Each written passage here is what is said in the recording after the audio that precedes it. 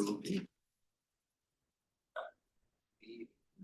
Vice Chair, we do have a quorum. If you'd like to start the meeting. Thank you, Todd. Welcome. Welcome to the 375th meeting of the BRTB. This meeting is being recorded. If anyone online experiencing any difficulties, please send a message in the chat box.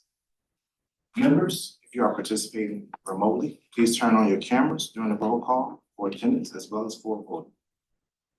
Ask Rebecca to start the roll call to determine member participation. Annapolis, Anne Arundel County, Present. Baltimore City,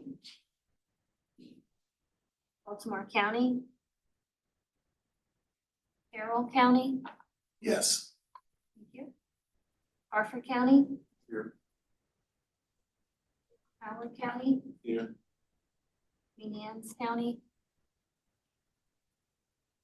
MDOT, Here. RTA of Central Maryland,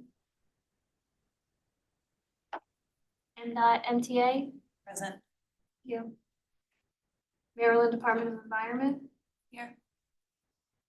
Maryland Department of Planning, Here. HWA. Thanks, everyone. Present. Yep, she's here. Well, prior to the approval of minutes, I want to welcome Chris Hine as a new BRTB representative from Carroll County. Thank you. We want to recognize Carroll County's Mary Lane for her decade-long service to the BRTB. Thank you. On behalf of the BRTB, we wanted to present this plaque to Mary, but we're going to give it to Chris. All right, thank you very much.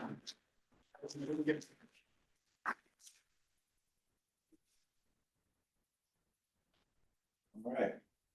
So our first item is the approval of minutes from the May BRTB meeting. Has everyone had a chance to review those minutes? Hearing none, can I have a motion and a second to approve the minutes? Anne Arundel County motions to approve minutes. Harford seconds. All right, that was Anne Arundel for the motion, Harford for the approval. Are there any corrections from the members? We will now vote on the approval of the minutes. If your name is read, please indicate yea or nay. Annapolis, Anne Arundel County, Yea. Baltimore City, Baltimore County, Carroll County, Yea. Harford County, Yea. Howard County, Yea. Queen Anne's County, MDOT, Yea. and RTA of Central Maryland. Thank you. Mr. Chair, I can note that our representative Steve Cahoon from Queen Anne's County was unable to make the meeting, but he did vote in affirmative for the minutes. Thank you. Minutes are approved. Next is our public participation opportunity, where we will offer the public for a chance to speak to the board. If anyone has comments on any of the action items, please wait for the item to be discussed. If there's anyone who wishes to address the board at this time, please indicate in the chat box. Mr. Chair, currently there was no one to request in the chat box, but we do have a hand up in the audience. Were you requesting to speak in general, or were you requesting to speak on a specific action? Okay, please come on up and give your name. Unfortunately, I didn't write. Stand, sit. Either way, whichever way is more comfortable. Please limit your speech to I'll be 3 to brief. 5 minutes if possible. Thank you. Okay, my name is Mark Braun. I'm a retired physician. I am a new resident of the city of Baltimore. I've only been here just 2 years, I think. So I really wasn't here to be involved with any of the planning that was involved that you're going to be talking about. But, and I have met with Todd previously. I just wanted to offer a couple of general comments. All of the planning that I see seems very useful and necessary. It's overwhelmingly car-centric, which you're in America, so I kind of get that. But it's too overwhelmingly car-centric. I'm probably the only person here today who came by bicycle. Ride with me down Fort Avenue, but only if you are past childbearing, because that road is terrible. Most of the cycling infrastructure is either non-existent or has been battered and run over. I live in the heart of Federal Hill, right across the street from the park. I can't get to a bike path without driving across major roads. It's just not an option, and it shouldn't be that way. And if I do go to, say, the Inner Harbor Bike Path, I can't go anywhere. It doesn't go to the Harbor East. It doesn't connect to Maryland Avenue. It doesn't connect to Falls, the Fallsway trails or anything else. There is mention in some of the documents about connectivity, which I think would be nice if it was real. But right now it's just kind of imaginary. And lastly, I would point out, it's a big development going on over at the peninsula, which I certainly hope will succeed. You can't get there from here unless you drive. Not a good thing. Basically, it's a big lifestyle center, which is really a shame because I think all of us here, whether you live in the city or not, would want that project to be successful. The city invested a lot of money in it. So I guess my ask is that when you're doing regional planning, don't forget that there are some of us who get around without a car. I do have a car, but only one. The first thing we did after we set up our apartment was sell our second car because we didn't want it. All right, that's all I have to say. Thank you. Mr. Vice Chair, currently there is no one else requesting to speak in the chat box. Is there anyone else in the audience that would like to speak in a general nature? Otherwise, there will be opportunities to speak during the action items. Hearing none, Mr. Vice Chair, I see we have our chair back in his customary chair. Certainly turn it over. We had just gone through the public participation opportunity. Okay, very good. Now we can ask for a report on the public involvement activity from Monica. Skipping that this month. Apologize about that. How about the report from the Joint Technical Committee and Interagency Consultation Group? We're gonna now ask Dan to present the report. Good morning, Dan Janicek with MDOT. The Joint Technical Committee and Interagency Consultation Group, met July 1, 2025. The Technical Committee and the Interagency Consultation Group reviewed and considered 4 action items. The first amendment you'll see today of the current TIP to include funding for a new transit facility that was followed up by upcoming TIP and associated conformity determination. Following the TIP review, members updated on the annual self-certification review, and finally, staff brought recommendations to consider for the Transportation Alternatives Program. Members considered all 4 actions and heard about the public involvement components, and the action items were approved to move to the BRTB. The slate of officers for FY26, as presented in June, consists of Baltimore County to serve as chair, Hartford County to serve as vice chair. All members supported the slate as offered. Number 3 item here, Mr. Ramon Robinson. We all remember Ramon. Used to be a board attendee, a technical committee attendee for a long time. He's with the Bureau of Transportation Statistics and provided information that was rich. The BTS is a research arm of the Office of Secretary and the Research Division of USDOT. The primary goal of the BTS is to provide timely, accurate, and credible information regarding the transportation system. Within the BTS, there are 7 offices that are federally mandated. Chapter 63, Title 49, USC drives the purpose of the Bureau of Transportation Statistics. Mr. Robinson quickly shared 13 key data points and analysis tools that are a wealth of data for the nation's transportation system. Several key documents covered include the National Transportation Statistics, Transportation Statistical Annual Report, State Transportation Statistics, Freight Facts and Figures, Pocketbook Guide to Transportation, Passenger Travel Facts and Figures, Port Performance, Aviation Facts and Figures, Transborder, Freight Data, and Border Crossing. The Facts and Figures series is a nice way of saying, these are visual publications or digital publications. And the goal of this is to make more documents available in a way that allows us to improve the narrative. The PowerPoint from the technical committee meeting is available online and has links to a number of these products for further information. Number 4 here, the committee were provided with a very informative presentation on the transportation needs assessment as well. This project will feed into the upcoming long-range transportation plan for the BRTB. You will have similar presentation this morning, so it won't take long from the to take away from that presentation as prepared for today. Finally, there was a closed session to discuss an upcoming RFP, and that will support the local bicycle plans in relation to the Bikeable Baltimore Region project, which is currently wrapping up. So a lot to come from there. Thank you very much. Good, thanks, Dan. At the May BRTB meeting, the nominating committee recommended a slate of office for FY 26, including Howard County as chair and Queen Anne's County as vice chair. We would now like to extend a call for nominations from the floor. Are there any additional nominations?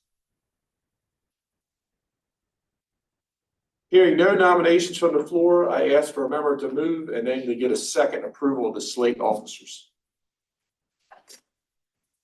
Motion. Second. The slate, now I ask for Rebecca to call a vote and members indicate yay or nay. Annapolis, Anne Arundel County, Yay. Baltimore City, Baltimore County, Yay? Carroll County, Yay. Hartford County, Yay. Howard County, Yay. MDOT, Yay. and RTA of Central Maryland. Thank you. And again, Queen Anne's County voted prior to the meeting in the affirmative. Okay, the slate has been approved. I appreciate the opportunity I had to serve as chair, and I now turn it over to my colleague from Howard County, Mr. Trey Dickerson. Thank you, Tony. I want to express my sincere appreciation to Tony and Baltimore County for serving as chair over the past two years. Now we move on to action items. Ty, please introduce the first action. Certainly. Second, while I pull it up, please.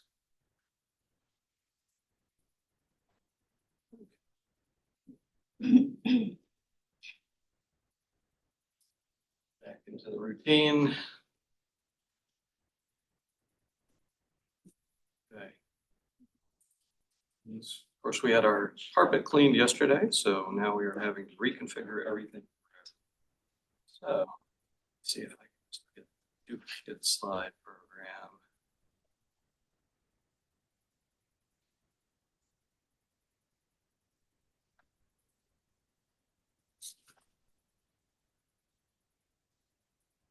Moment.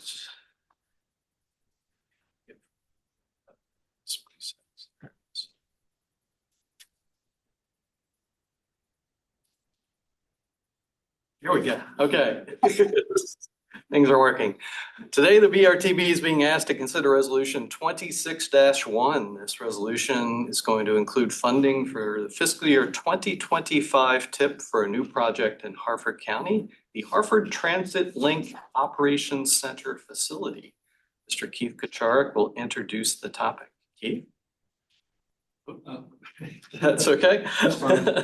Hartford County is requesting to add one project to the TIP for the Hartford Transit Link project, and I'm going to turn it over to Jody Glock for her to present the project. Apologies, Jody is online. Jody, could you take over the presentation, or we could do it from here? You guys can do it. It'll be okay. Okay, great. Thank you all for giving us time today. Okay, got it.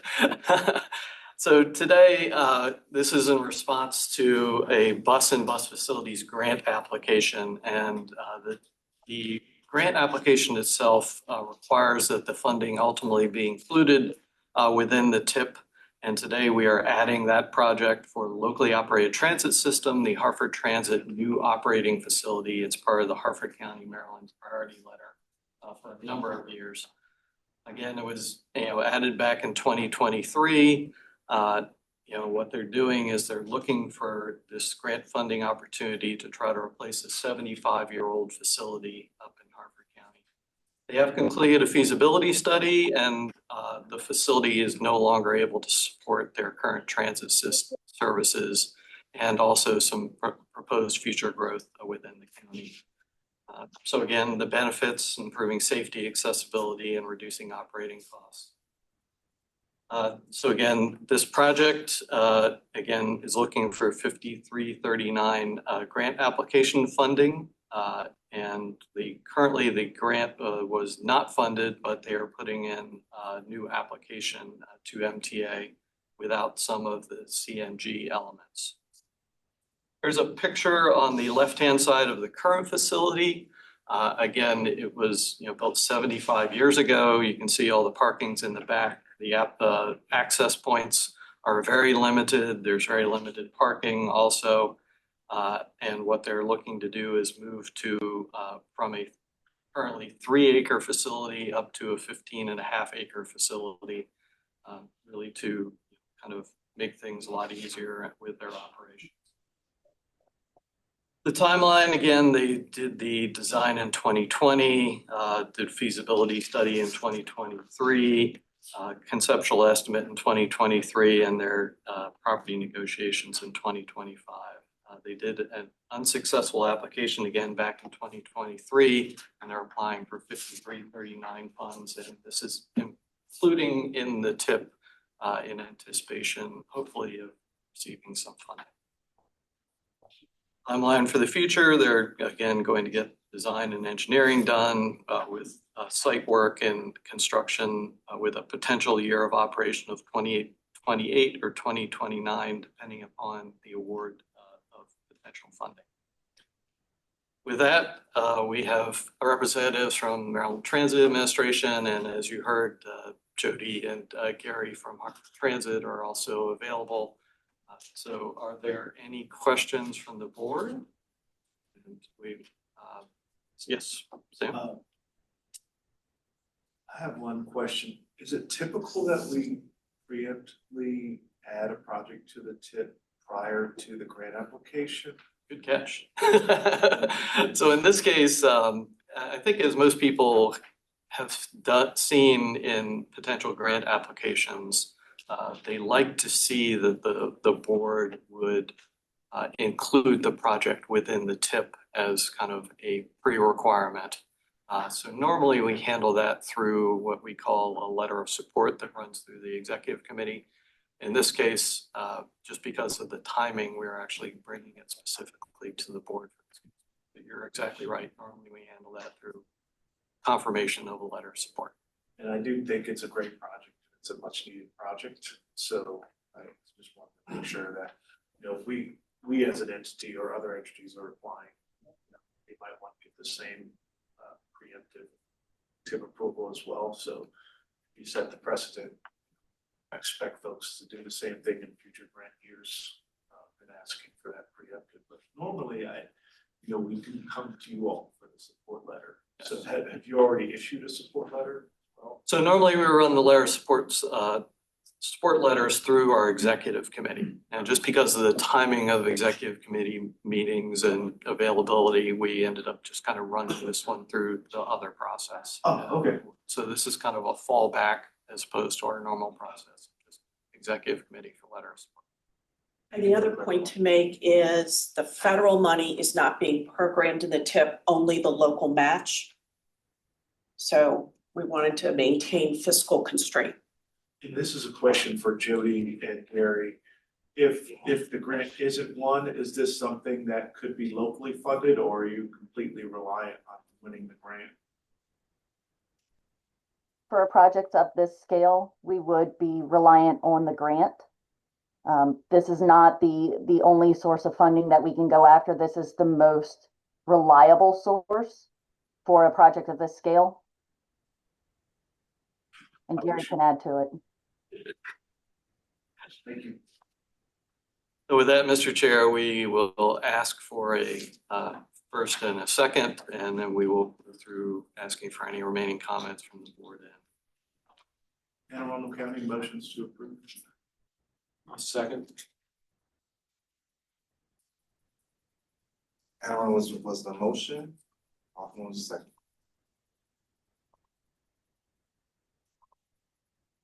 We now ask if any member of the public has any questions or comments on the resolution.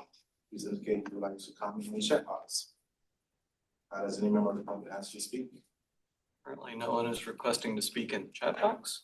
As I peer over the audience, I don't see any hands raised to speak on this action. We'll now proceed to the vote. Again, with cameras on, when the record reads your name, please indicate yea or nay. Annapolis. Anne Arundel County, Yay. Baltimore City. Baltimore County, Yay. Carroll County, Yay. Hartford County, Yay. Howard County, Yay. PennDOT, Yay. we have Central Maryland. Thank you. Resolution has passed. On to the next item. Certainly. Today, the BRTB is being asked to consider Resolution 26-2. This resolution covers and adopts the 2026 to 2029 Transportation Improvement Program and the corresponding air quality conformity determination. I will now ask Mr. Keith Kuchar to introduce the topic. Who will be the other speaker? Yeah, I'll actually do this one. And do this one. Okay. Good morning, everybody, and thanks for being here. As Todd mentioned, we'll be presenting Resolution 26-2 to the Technical Committee for the to the BRTB for approval of the 2026 to 2029 TIP and associated air quality.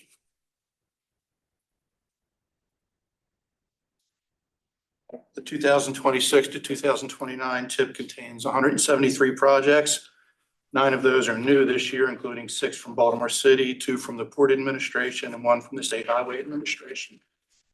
Those 173 projects add up to nearly $6.2 billion, 3.22 billion of that being federal funds, 1.89 being toll revenues, 1.08 billion in state and local funds. TIP itself supports long-range goals such as safety, prosperity, economic opportunity, environmental responsibility, and they are laid out in our long-range plan, Resilience 2050. Funds programmed into TIP cannot exceed what funds are reasonably expected to be available from state and local and federal resources. This chart here shows how funds have varied over the last 4 years. Funding in the 2026 to 2029 TIP has stayed relatively even with what was programmed in the 25 to 28 TIP. But you'll see in this chart that there was a noticeable increase over the previous years, and that was primarily due to the addition of the Francis Scott Key Bridge funding. So you'll see that the lime green color represents toll revenues.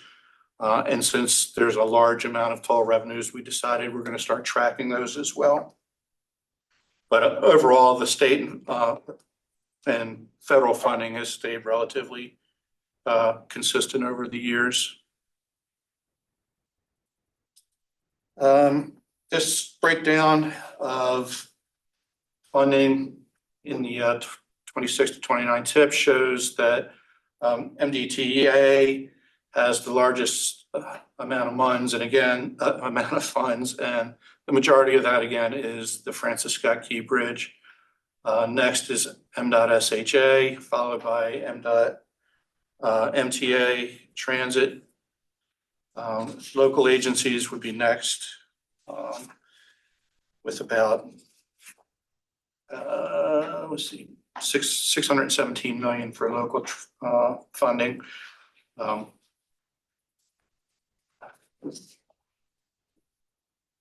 These pretty quick. So there are 9 categories of funding in the TIP. This is a breakdown of those 9 different categories. As you can see on this chart, that highway preservation funds account for about 50% of the total overall funding in the TIP. Big chunk of that again is the Key Bridge. Transit preservation is next at roughly 14%, followed by commuter rail preservation at 9%. Highway capacity funds are at 8.6%, and this is really demonstrating a trend that's been taking place over the last couple of years. 3 years ago, highway capacity funding was at 30%, and now it's at 8.6%. So that's really speaking to a lot of the comments that we've received over the years that we're dedicating too much money to highway expansions and not enough to transit expansions. So this is clearly showing that we've heard and we're making progress in that regard. So 8.6 from 30.0% 3 years ago, a pretty good amount.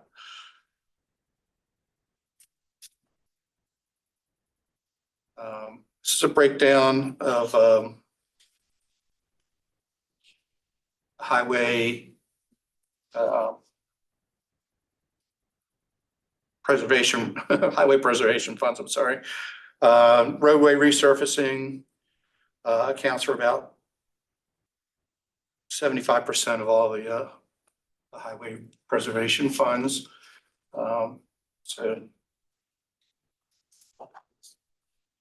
Again, the bridge repair and deck replacement, a lot of that is because of the Francis Scott Key Bridge. And you can see that the chart on the left includes the Key Bridge. And if you take the Key Bridge out, the funding shifts from 19% to 37% for the bridge replacement and deck repair projects.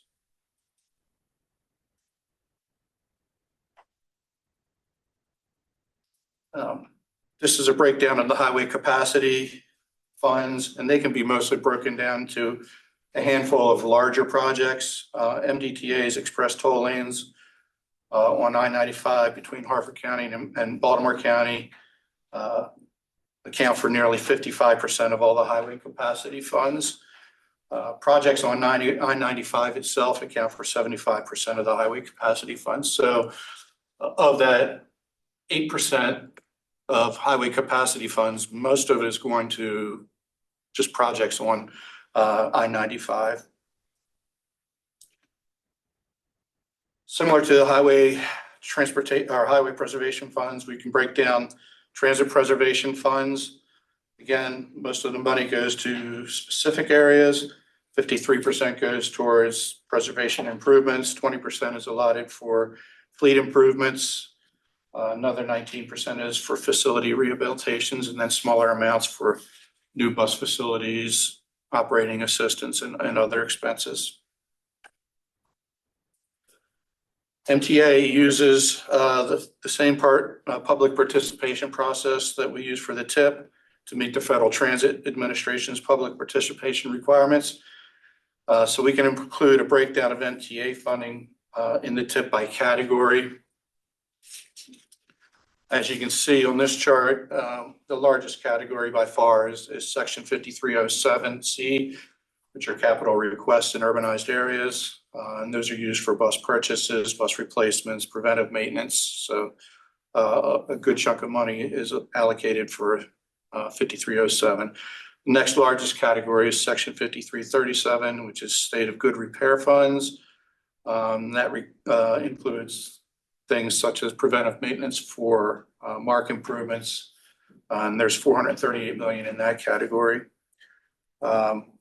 Next is congestion mitigation and air quality, or CMAQ funding. They make up the third largest category at about $158 million. And these funds are aimed at reducing emission and improving air quality.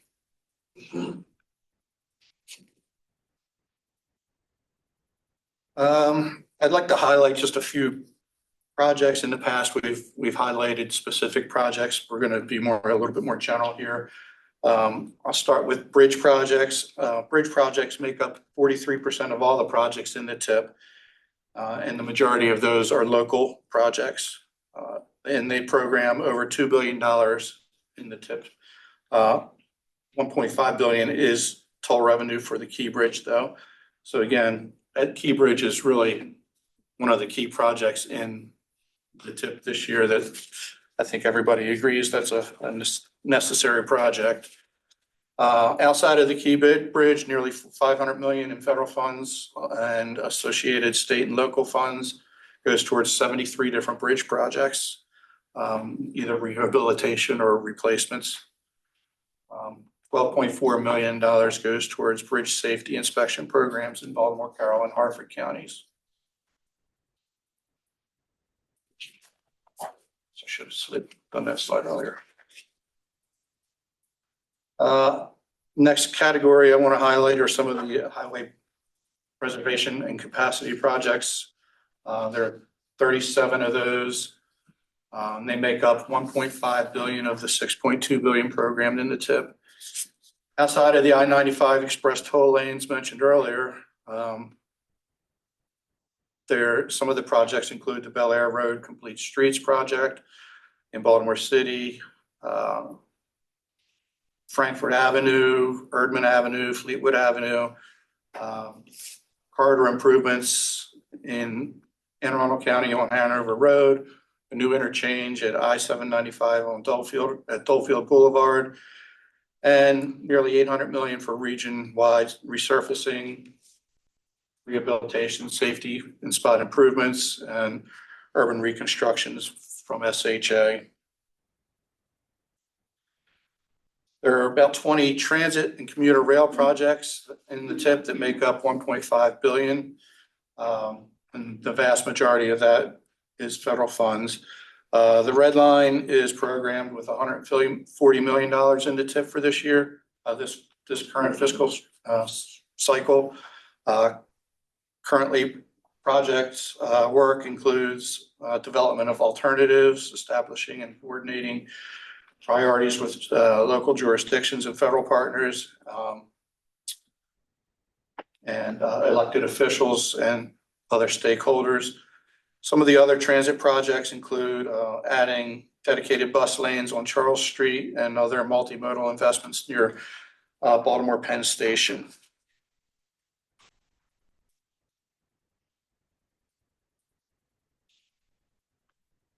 We also wanted to highlight a trend in the transit funding over the last few TIP cycles. As you can see, funds here have been trending upwards since 2023. Again, this goes back to what I talked about earlier with the highway capacity funding decreasing over the years and transit increasing. So you can see starting in 2023 to 26, there was about 986 million. And now this year it's at $1.77 billion. So it's nearly doubled over the last couple of years. So again, that goes back to a lot of the comments that we heard, needing more transit. And this goes to show that we are listening to some of those comments.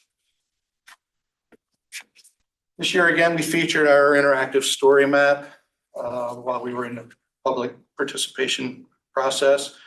So if you were looking for specific projects that fall under certain project types, such as highways and bridges, transit projects, you can just click on those categories. And it'll bring up the different categories that you were looking at, and you can click on the individual projects within those categories and see more specific information about each project. Since we did the draft in May, there's been a few changes that we've made that'll be included in the final version. As you heard just a little while ago, we added the Hartford County Transit Link project. So that, you know, when we presented in May, there was 172 projects, and now with that addition, there's 173.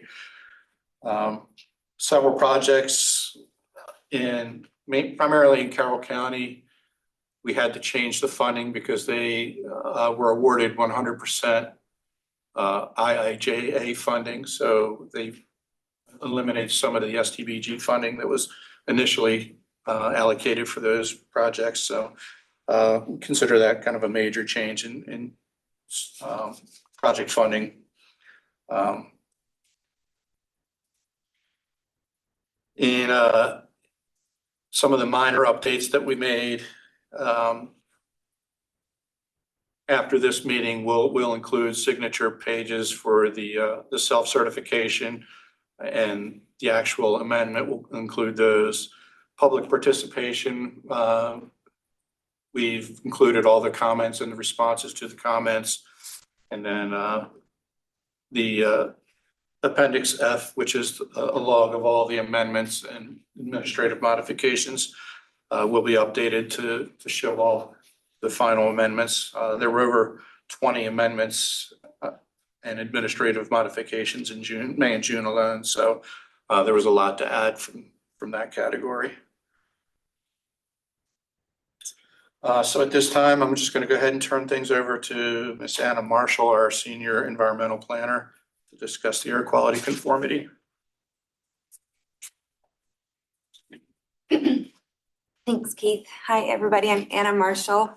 I'm going to discuss the air quality conformity process that we do for the TIP and the plan. So the conformity determination ensures that the projects in the 26 to 29 TIP do not make air quality worse or delay the attainment of the National Ambient Air Quality Standards, also called the NAAQS. It requires that transportation emissions do not exceed the motor vehicle emission budgets or MVEBs in the state air quality implementation plan, and that is produced by MDE. And it also ties together the transportation planning and air quality planning. So currently, the Baltimore region is in a non-attainment area for the 2015 ozone NAAQS, and that is 70 parts per billion. And from last year to this year, we're actually bumped up to a serious non-attainment area, and the state is working on a new state implementation plan and new motor vehicle emission budgets for next year's conformity. But this year we used the same 70 parts per billion for our standard.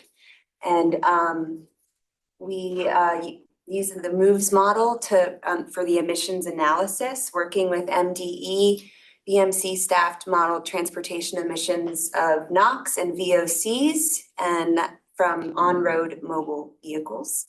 And the model emissions different horizon years and assuming the existing road and transit network in addition to the TIP and plan projects. And the 4 horizon years this year was 2026, 2035, 45, and 50. And 2050 is the last year in the LRTP. And all modeled years are showing emissions measuring below the budgets. And just the process with the ICG. So in the beginning of the year, we developed the methodology letter, and this outlines the pollutants that we're modeling, the emissions model to be used, and the different model run years. And this is sent to our federal agencies for review.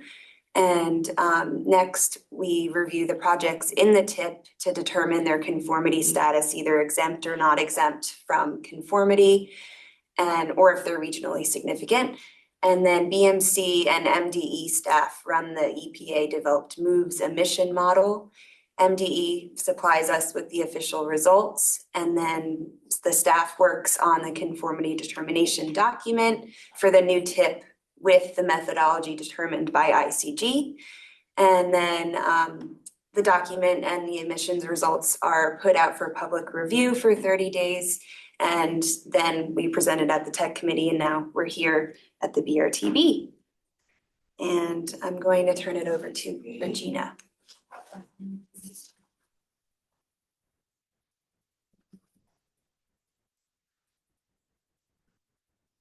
Good morning, everyone. Typically, our public involvement coordinator would be making this part of the report, but she was traveling internationally in June, and so half a dozen of us filled in and handled that part. So on behalf of the board, our staff conducted a 30-day public review and comment process. This included a recorded presentation, announcements via press release, social media, and news outlets. Staff prepared this recorded presentation describing the tip and air quality process that was available online throughout the comment period. Staff were also able to promote the tip and conformity determination at 19 events or meetings throughout the region. As soon as they were available at the end of the comment period, comments were distributed to technical committee and BRTB members for review.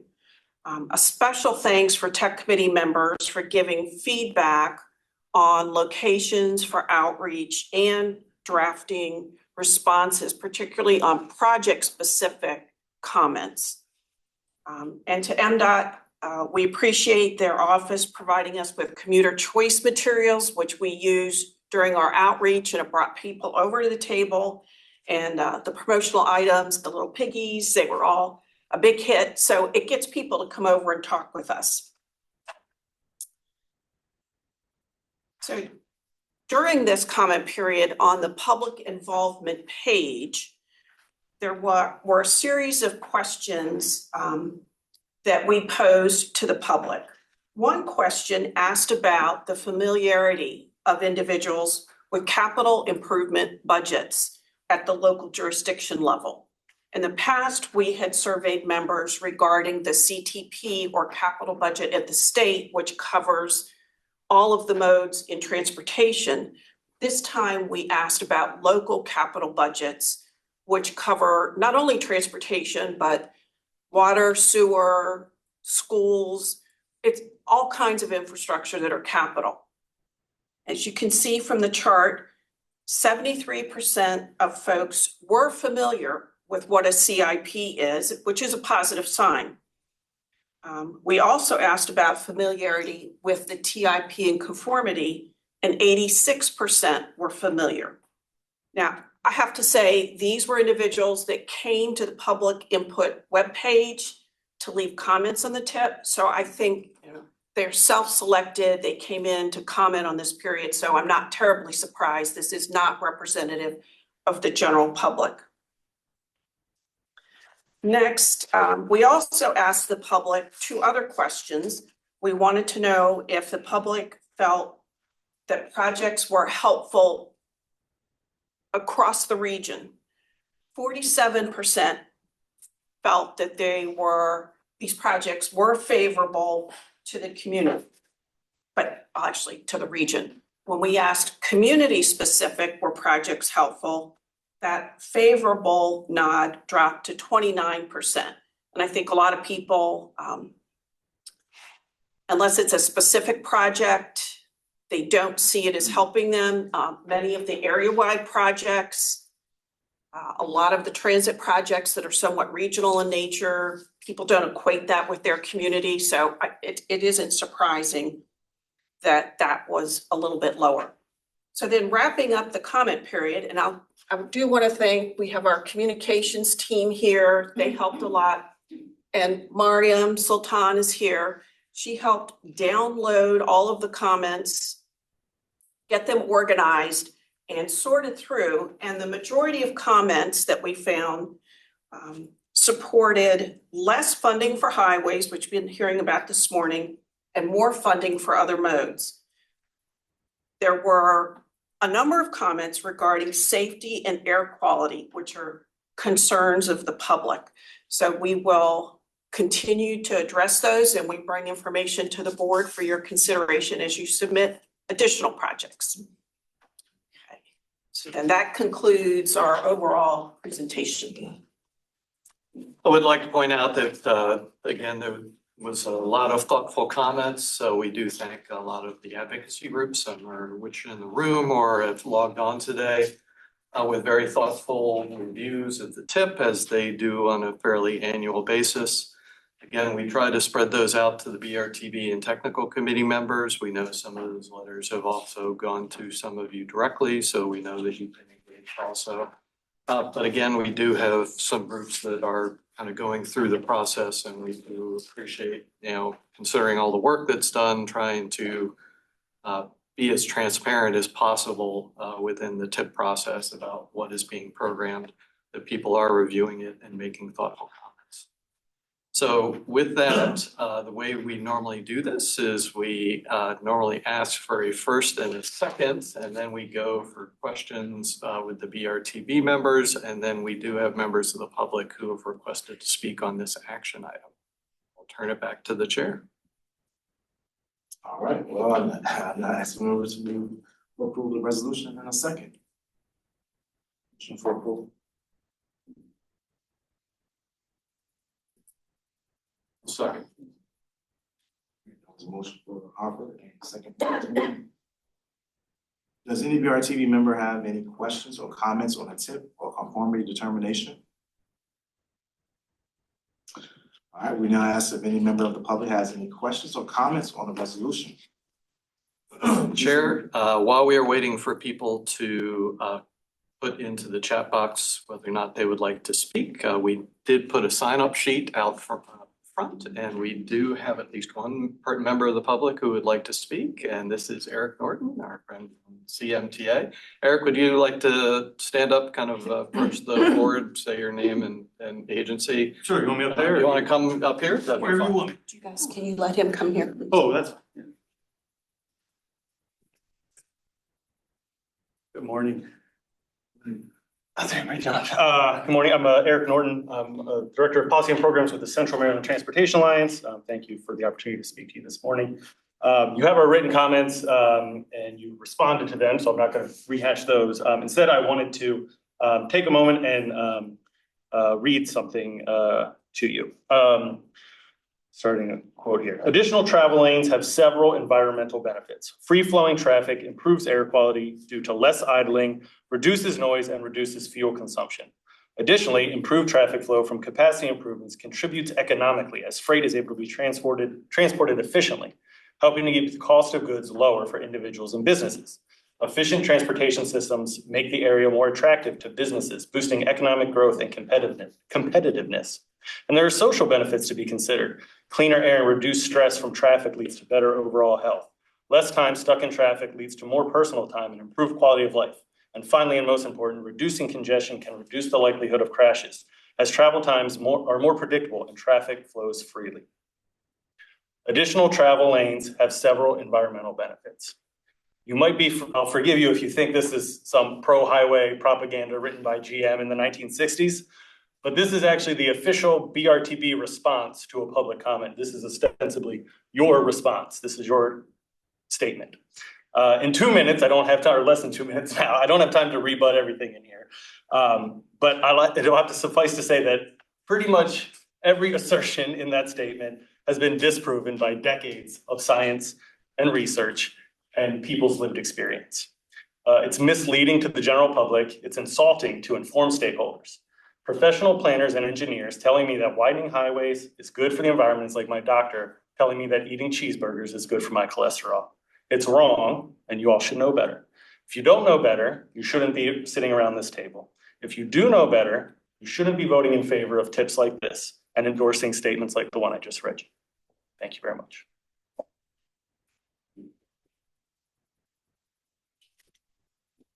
I know there are several members in the online community. At least some have provided written comments. I wanted to just put out to those online, if you would like to speak before the board, please do indicate in the chat box, please.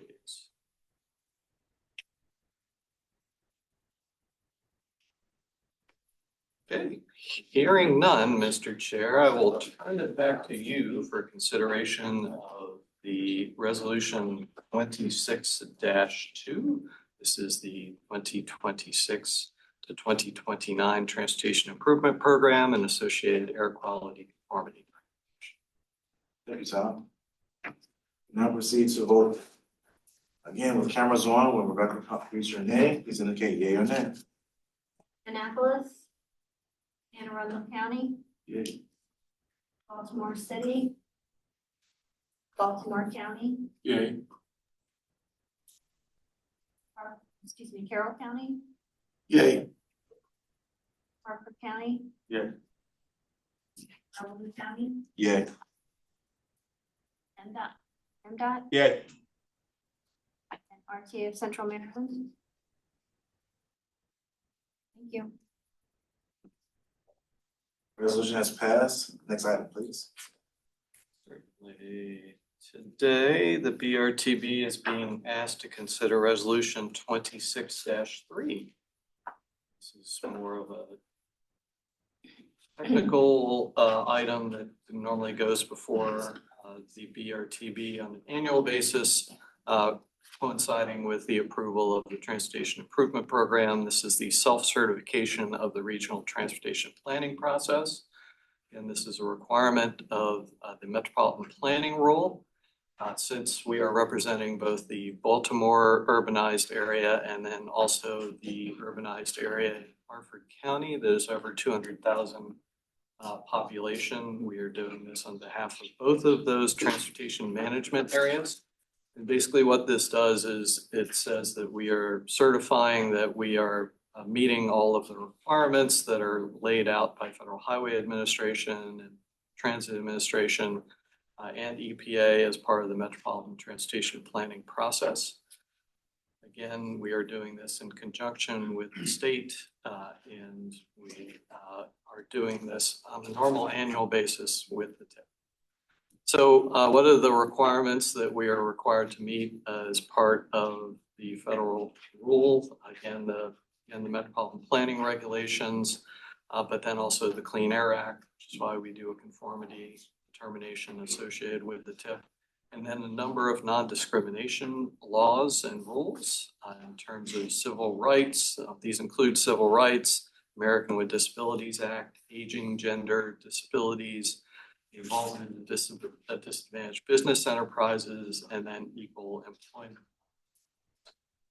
So there is a documentation in the attachment to resolution 26-3 to certify and to document all of the work that we are doing to meet all of the requirements.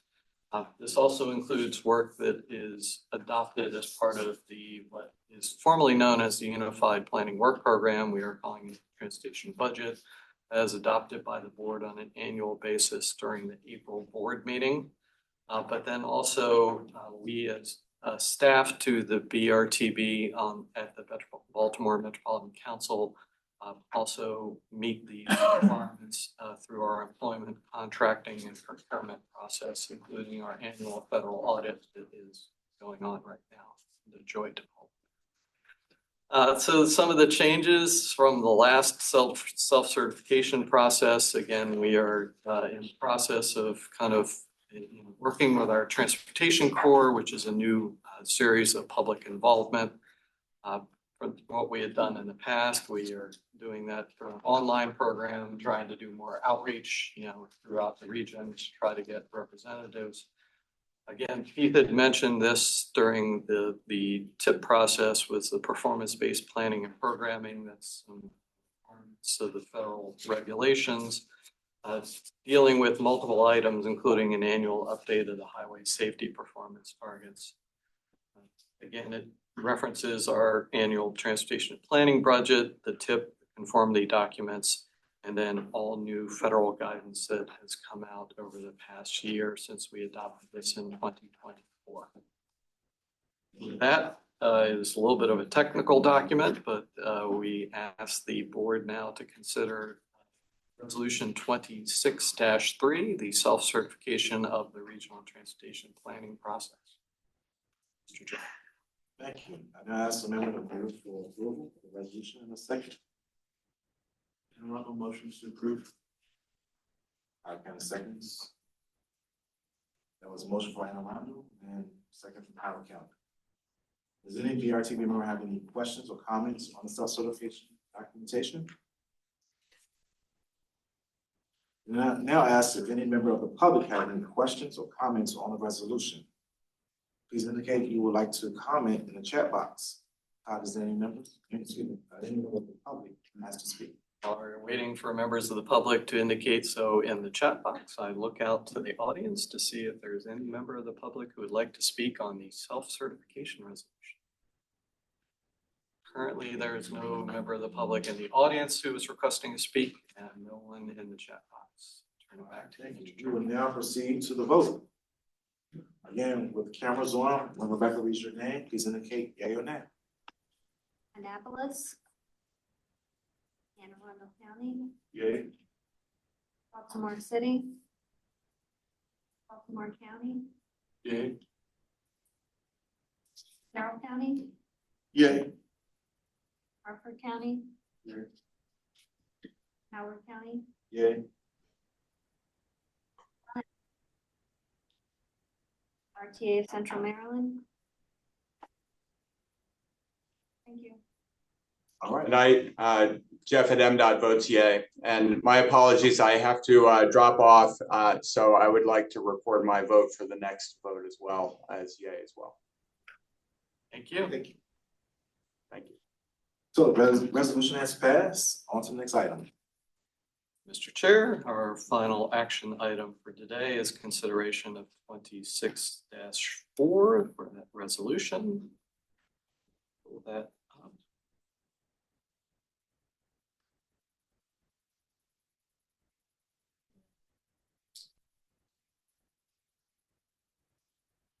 Guys, without preload that resolution. There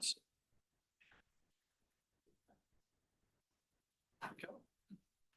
So today the BRTB is being asked to consider resolution 26-4. This resolution considers applications for the Transportation Alternatives Grant Funding. It's Charlene Mingus, who from BMC is going to present on this resolution. Charlene? It's not sharing. It's not sharing. Okay, thank you for catching that.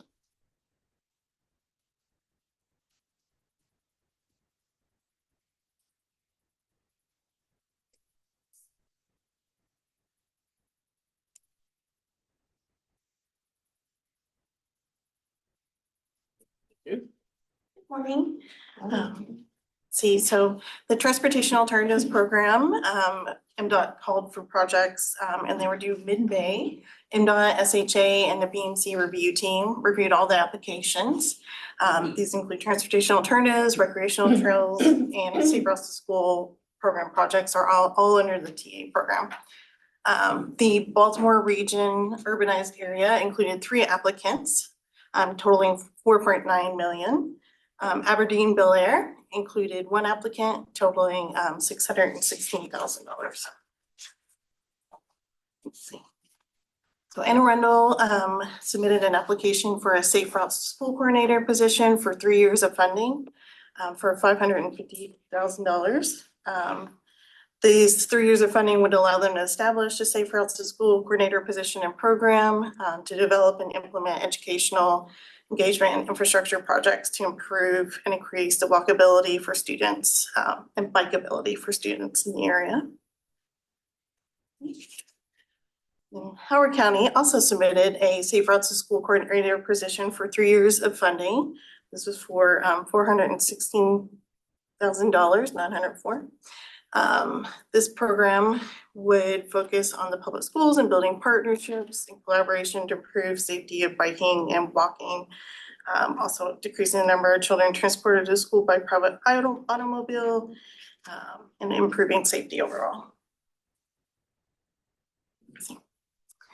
There was also a project submitted for the South Shore Trail Phase 3 by Anne Arundel County, extending from Honeysuckle Lane to Bestcape Road.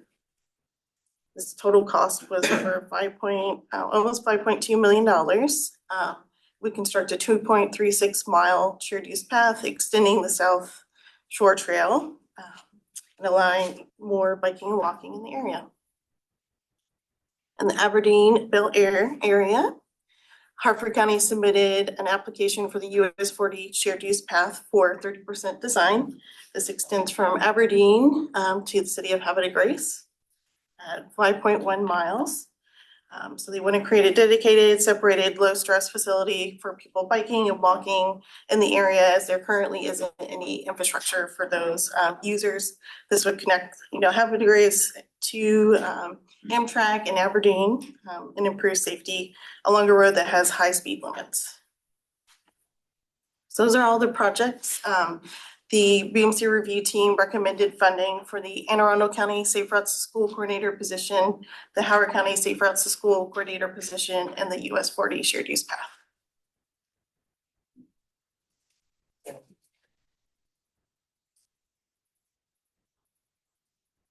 So with that, Mr. Chair, we do ask the board to consider resolution 26-4. We will point out that we're working with the county on the other project to try to see if there is some way to include it in future recommendations, do some sort of segmentation.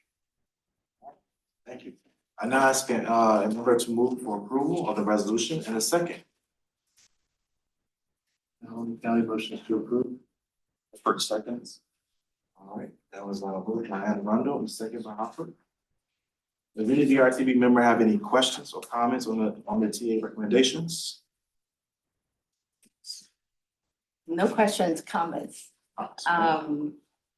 So the two applications from Howard County and Anne Arundel County that seeking this transportation alternative program funding to fund the coordinator, safe route to school coordinator. It's extremely important.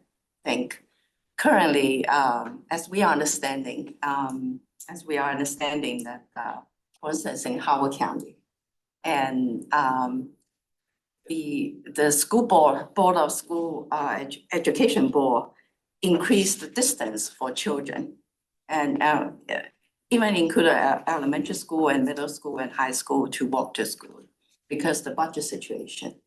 So at this time, and because the budget consideration in local jurisdictions, it's extremely important to improve the pedestrian bicycle and the children safely walk to school.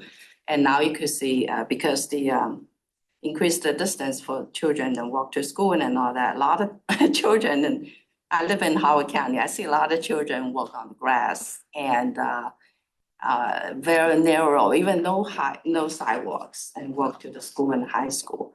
So with a dedicated position in the county to coordinate the efforts, extremely important. And because previous practice is no one take lead, don't know who's taking lead and who's coordinate. And even the state and try to allocate the funding to safe route to school. And it's hard to get an application annually and then to allocate those funding. I think that this is a very good program. Yeah. Thank you. All right, we now ask if any member of the public has any questions or comments on the resolution. Chair, while I'm waiting for anyone to request to speak in the chat box, I look out to the audience, see if there's any member of the public who would like to speak. Seeing none and seeing no request to speak in the chat box, turn it back to you for consideration of resolution 26-4. All right, thank you. We'll now proceed to vote. Again, with cameras on, when Rebecca reads your name, please indicate yea or nay. Annapolis, Anne Arundel County, Yay. Baltimore City, Baltimore County, Yay. Carroll County, Yay. Hartford County, Yay. Howard County, Yay. RTA of Central Maryland. Thank you. Yeah, thank you. So the resolution has passed. Let's move on to informational items. Today, the BRTB is receiving a presentation from the Maryland Department of Transportation, Maryland Transit Administration, who are going to present on the recently released Market Growth and Transformation Plan. We do welcome up to the podium Mr. Darrell Smith. Good morning, everyone, and thank you for having me. I'm Carol Smith, Director of Statewide Planning at MTA, and I'm going to talk to you about our recently released MARC Growth and Transformation Plan. I'm going to move fairly quickly because there's a lot in this plan, and I'll give you the link to it at the end, so if you want to go check it out later. The plan builds on our earlier 2019 Cornerstone Plan, and so it does look at all three of our existing lines, the Penn, Camden, and Brunswick lines. It also includes potential extensions into Northern Virginia, Delaware, all the way up to Wilmington, and into Western Maryland, being Hagerstown and Cumberland. We began the study in late 2023, setting our objectives and priorities, and we established metrics for each of our objectives, ranging from offering competitive travel times to attracting a wide range of trip purposes, offering a seamless network, balancing service levels with the market demand, and spurring economic development and economic growth and transit-oriented development. Competitive travel times is really about, we do need to compete with other modes, so trying to be as quicker than traveling by car, especially in the peak periods. A wide range of trip purposes, meaning going beyond our traditional white collar employment to office employment on a 9 to 5 Monday through Friday shift, but getting other folks that are going, whether for other employment purposes or other travel needs, across what we describe as a seamless network, being able to connect with other transit modes to get to your final destination. And we say balance service levels with market demand because we did not want to propose running a bunch of empty trains, but rather services that are productive. And then finally, the spurring economic growth and transit-oriented development. There's been a lot of other initiatives within MDOT on looking at developing around our stations, and there is a lot of interest and activity in that front.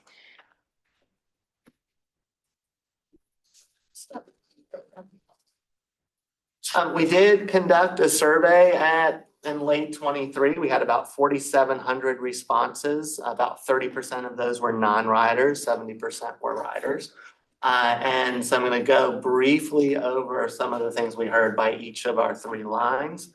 And we also conducted a market assessment. It primarily relied on replica mobile data for trip purpose and concentrations of trips within a 2 mile radius of each of our stations. And you can see that kind of coded here in the bottom at each station.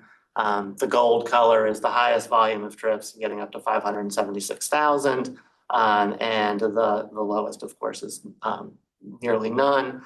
And these are trips that were between MARC stations. So just within that 2 mile radius of each station to another station. So priorities that we heard from the public were expanded weekend service, increased frequency throughout the day on the current days of operation, expanded service to new destinations, and extending our weekday service hours both earlier in the morning and later at night. From our market analysis, what we found was, not surprisingly, the Washington to Baltimore segment of the line is the core market because of the travel volumes and population density. There is also a very strong market of trips within the local area of Baltimore between BWI and Martin Airport.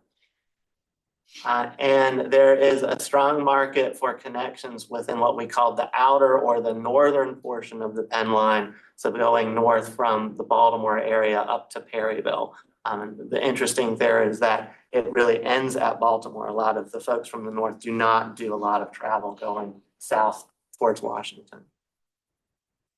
There's also a very strong market for later weekday service and weekend service. So kind of jiving with the public comments. On the Camden line, from the survey, increased frequency, these are going to sound very familiar between all three lines by the time we're done, but increased frequency, expanded weekend service, extended weekday service hours, something different from the Penn line, which kind of is the line's experiences improving reliability, as well then as expanding service to new destinations. This is kind of an interesting thing. Overall, the Camden line has a larger travel market than the Penn line. So if we look at the market, not what we're carrying today, but the potential, that potential is larger on the Camden line, in part because of the intermediate destinations and Camden Station's location in Baltimore versus Penn's more on the north side. There's a strong market for service between these intermediate destinations, so that is driving quite a bit, and I just clicked something. And there is a strong market for that later weekday and weekend service, and that's sort of a trend we saw overall. An untapped market for leisure and event-based trips. Again, that's centered more on going into Baltimore itself. And a greater potential for serving local trips. Again, that's related to, you can kind of see it here, the volumes around Laurel, for instance, and Riverdale. There's a lot of these stronger midpoint destinations. So it also represents one of the better opportunities for transit-oriented development in and around its stations, and that again is because of that volume of trips at those intermediate locations. Just real quick on the Brunswick line, you're going to see the survey, nothing surprising, but a lot more interest on expanded weekend service because there isn't any, and increased frequency in weekday hours because this is the lowest level of service we run on any of our lines, meaning all the service goes into DC in the morning and out in the evening, Monday through Friday. There's no bi-directional service. It also has the largest market potential of any of the three lines. So that's something else as a key takeaway. So Camden is a larger market than Penn. The Brunswick line has a larger market than Camden. And there is a strong market again for later weekday and weekend service. And for the strongest portion is what we call the inner segment of the line, basically from Germantown into DC. The Frederick branch, not surprisingly, has a stronger market potential than the Brunswick branch, even including all the way up to Martinsburg, West Virginia. And I'm just going to kind of go through our future service plan. So we took all of that and we basically started with the end. So we started with what would we do if we could build all this out? So taking together all of our objectives and priorities, our market assessments, all of our existing conditions, a number of previous studies. I mentioned the Cornerstone plan, the feedback that we got. And we started with what you see here is the unconstrained planner phase. So this is looking well out to the future. It's unconstrained both in terms of funding and in terms of other things. So regulatory compliance, post-railroad capacity, and negotiations. As you probably know, MARC does not own the far majority of its rail lines. It's either owned by Amtrak or CSX. So we need their concurrence in order to do anything. And then we work our way backwards to a 15-year phase and a 5-year phase. So I'm going to start here. It is a very transformational market-oriented shift that we are proposing in this vision. It does result in more equitable and frequent all-day service, meaning that you can get across the network either direction on any of the lines throughout the day, 7 days a week. That also brings about a lot more system connectivity just between the three lines themselves, but also with other services like Amtrak, WMATA in the DC area, other MTA local connections here in the Baltimore region, the local operated transit systems, as well as Virginia Railway Express to go further south and SEPTA to go further into the Philadelphia area. This includes those extensions into Northern Virginia, Delaware out to Wilmington as the map shows, and out to Western Maryland to Cumberland. In the unconstrained phase, service would run every 20 minutes on the Penn line during the peak periods and every 30 minutes on the off-peak between Washington and Martin Airport. And there would also be additional hourly service on the Penn line, but using our proposed Penn-Camden connector to originate trains out of Camden Station, and those trains would extend south all through Union Station into Alexandria, Virginia. We would also add hourly service up to Perryville, and then service every 2 hours all the way up to Wilmington, Delaware. The Camden line would see service every 30 minutes in the peak and every hour in the off-peak.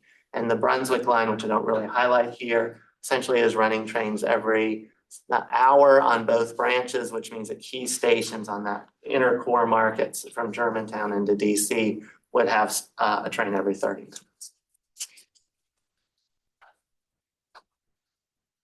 In the 15-year phase, so we're recognizing that, okay, a little more constraints, what do things look like? We do on the Penn line still bring about the 20-minute service between Washington and Martin Airport. This is all enabled with a few key projects like the Frederick Douglass Tunnel and opening up some capacity on the line, as well as the completion of the Penn Camden Conductor, so enabling that Baltimore Camden Station trip to come over to the Penn line and then continue down to Alexandria. We would begin a pilot service to Wilmington, Delaware, and we would also add stations at Bayview and Elkton. And this would also, we would have maintained the 30-minute peak hour service on the Camden line. And we would also have midday and weekend service with a bus operation between Camden and College Park to start filling in some service on the Camden line. Weekend service, very similar, 30-minute service between Washington and Baltimore on the Penn line, service up to Perryville with 4 trains a day on Saturdays, 3 on Sundays, and hourly service on the Camden line with the bus between Baltimore and College Park. In the 5-year plan, so a lot of these big construction projects that we need to enable the capacity and these things to happen can't happen in that time frame. And so we're focused more on what we can do. We can improve service during the peak periods on the Penn line to extend better service at every 20 to 30 minutes all the way up to Martin Airport. Our hourly service up to Perryville, and then maintaining that more spread out 30-minute Camden peak hour service. We would also go ahead and introduce that midday and weekend bus on the Camden line to start opening up some opportunities. And we would also beef up the weekday off-peak service with trains every 30 minutes between Martin Airport and Baltimore Penn Station and continuing south to Washington. Capital investments. So as I mentioned, the unconstrained phase. So the total plan is about $13.7 billion in capital investment. I'll get to this a little bit later, but over half of that is for state of good repair and baseline projects. So most of this plan, there is a lot of focus on keeping our service up in a good state of good repair and some modernization. But some key projects that are soon to be complete, all the way through the unconstrained phase is on the Camden line, the Penn Camden Connector, and new passing sidings at Riverdale, Greenbelt, Laurel, Racetrack, Dorsey, and St. Denis. So a lot of capacity work on the Camden line to bring about that all-day service to go from bus to train. On the Penn line, if you remember the unconstrained phase really focuses the most of the new service on the north end. So this is additional track capacity, meaning an additional track around Edgewood and then between Newark and Wilmington, Delaware. In the 15-year phase, you see a lot more of the projects focused on the Penn line. Many of these are designed or underway, including Frederick Douglass Tunnel, a new 4th track at BWI Airport, around the BWI Airport segment. And you'll see that we have our bus connections established with our Camden Station bus down to College Park and a connecting bus on the Frederick branch from Monocacy out to Hagerstown. In the 5-year, most of the effort and the $885 million shown here is entering planning and design on a lot of these expansion projects. As you know, that can take some time as well as funding, but also does assume that we are able to get started our bus services between Camden Station and College Park, and then that extension from Monocacy out to Hagerstown. There are some other things that we can do, such as making more consistent train times to be more what we call a clock face, at the same time each hour, running some trains through on the Brunswick line to the Camden line and vice versa to improve connectivity. And that's within our existing train set, so that doesn't require additional capital on that side. So when we put all this together, we're about $7.1 billion through 2050 on the baseline investments. So again, maintaining what we have today, and then about another $6.6 billion between the three phases, 409 million on the 5-year phase, 1.8 billion on the 15-year phase, and 4.4 billion on the unconstrained. One of the things we like to highlight is that our biggest public reaction to all of this has been, why can't we have it sooner? So we like to highlight how long some of these projects take. So this is very general timelines, but even negotiating agreements with our host railroads will take at least a year and can take over 5 to 7 years in order to get into this. So those can be time consuming in another. And then as you can see on this graph, if we get to reconstructing or expanding a major bridge, things like Susquehanna River, those projects can take decades, all said and done from proposal to completion. So as I mentioned, the plan was published on June 25th. We are currently working through next steps for implementation. We have a few projects moving towards planning and design, and then identifying funding opportunities to advance the project development. And I mentioned, here's the link to the growth and transformation plan. You can find it on our website, on the MTA website, and it's just mark-growth.plan. Or if you use the menus, you can go into regional transit to the bottom. You'll see studies, and it's the first one that comes up under stuff. Thank you. Thank you, Darryl. All right, I will now, oops. Mr. Chair, it looks like we have a question. Oh, I'm sorry.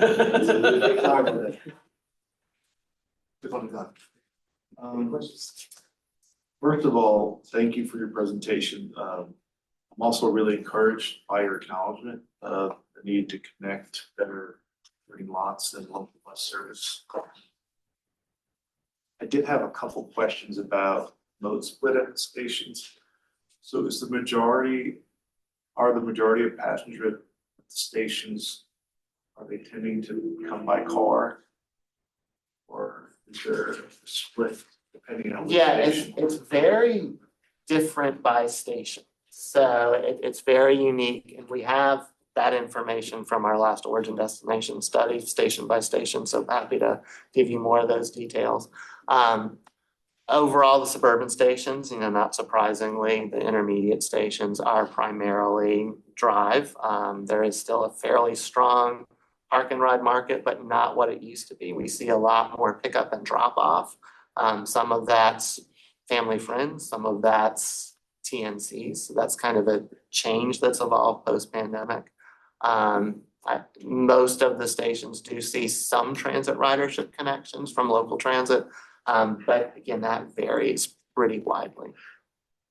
And is there a set of recommendations for perhaps the local bus agencies to add service to create that connectivity based on where the drivers are coming? Sure. Switch modes. Yeah, one of the things that you'll see in the plan is we did pull from all of the TDPs and other plans what connecting service opportunities there are proposed that would benefit from the MARC station. So there's a number of those out there. And a lot would make a big difference. And I don't think there was a single entity that didn't have something. The other piece of that was kind of an interesting thing. I'll use Frederick just because it was most eye-opening. We're proposing run service 7 days a week. Well, Frederick Transit only runs 6 days a week. So we had a bit of discussion for Frederick Transit of what happens on Sundays. So that's one of the things too we want to work together on going forward, is making sure that as we launch improvements, the connecting transit network's in place so that it can go hand. So annually, I do get questions regarding connections between Annapolis and further west. They always say, how can I take transit to get to Annapolis? And unfortunately, I always have to answer, you have to transfer to a TNC from Bowie or New Carrollton, or you have to go all the way up to Odenton and transfer to local bus. And I'm just wondering, has there been any coordination to improve that east-west connection between Annapolis and New Carrollton? So that's separate effort on the commuter bus side, which we are advancing a process to start evaluating things similar to the core bus mode does on an annual basis. So I think that will be the avenue going forward. But I'll also stress that one of the things that is in the growth and transformation plan that I kind of skimmed over is running Camden line and Brunswick line trains through. So that would mean that instead of looking at New Carrollton, if we looked at the connection point on the Camden line, you could say College Park or Greenbelt. You could take a train through DC and end up somewhere west like Frederick or whatever. So that's another option that would be facilitated. Thank you.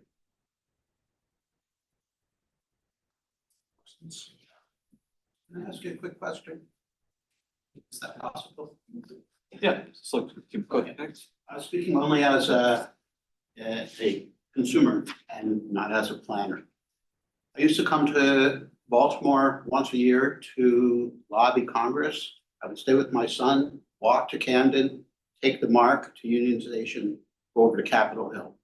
Since I moved here, I don't take MARC to Washington. I drive to what is Greenmont, and I take the Metro.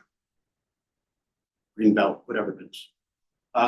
Because in my experience at the time, maybe this is no longer true, not only was MARC service not particularly frequent, but it was really slow. And you didn't mention travel time. So I'm just wondering, is travel time going to be addressed in all of this? Yeah, if you dig into the plan, you'll see some of that. The Camden line is slow. And there's not a lot we can do on the Camden line. It is one of the oldest railroads in the country. And we live with that. And it is primarily a freight railroad being CSX. Those investments are happening on the Penn line. And so there's a lot of initiatives there. Frederick Douglass Tunnel will speed things up. But there's a lot of stuff we're working on jointly with Amtrak that result in improved travel times. The other thing we assessed on each line was the stopping patterns. That's the easiest thing we can do to speed things up. That was most needed from the public reactions on the Brunswick line. And so when you dig into the plan details, you'll see we have a skip stop pattern proposed for that line. The Camden line, we looked at doing skip stop. It just didn't result in enough travel savings to make up for the loss in ridership by those stops. So we didn't really pursue. Thank you.